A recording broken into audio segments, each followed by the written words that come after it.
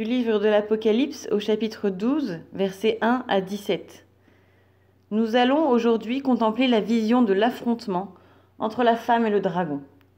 Alors non, désolé, il ne s'agit pas d'un épisode inconnu de Game of Thrones, mais bien du livre de l'Apocalypse. Et la femme en question n'est autre que la Vierge Marie. Avouez que c'est tout de même d'un autre niveau.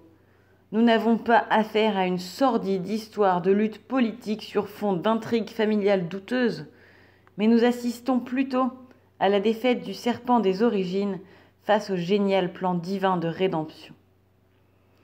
Dans notre texte, toute l'histoire du salut que nous avons pu parcourir durant ce temps de confinement est contenue. Cela en est l'aboutissement, la clé de voûte. Dans la Genèse, nous avions vu Ève, abandonnée à elle-même, croquer du fruit défendu sur le conseil du serpent. Et cela fut pour sa honte et sa déchéance. Mais le Seigneur, en prononçant la sentence du jugement, lui annonçait du même coup le relèvement, en condamnant le maudit séducteur à avoir la tête écrasée par la descendance de la femme. Et voilà que cela se réalise. Le maudit ver est présent, plein d'arrogance et de force, sûr de lui. Il porte ses 7 têtes et 10 cornes ornées de diadèmes et ne cesse d'abîmer la création en balayant les étoiles de sa queue. Face à lui se trouve une faible fille d'Ève, faible et sans défense, alors qu'elle subit les conséquences du péché de son ancêtre en accouchant dans la douleur. Cependant, en elle subsiste quelque chose de la noblesse originelle de celle qui fut tirée de la côte d'Adam. Malgré sa peine, cette femme conserve son titre le plus glorieux, celui de pouvoir porter la vie, don inaltérable et sans pareil, qui crée entre elle et son Créateur une proximité unique dans la création. C'est pour cela que les astres se mettent en 4 pour la soutenir. Alors stop, attention. Petite mise en garde avant de poursuivre. L'auteur de ce topo décline toute responsabilité quant à un éventuel regain de popularité du cantique couronné d'étoiles. Cette précision étant faite, nous pouvons continuer.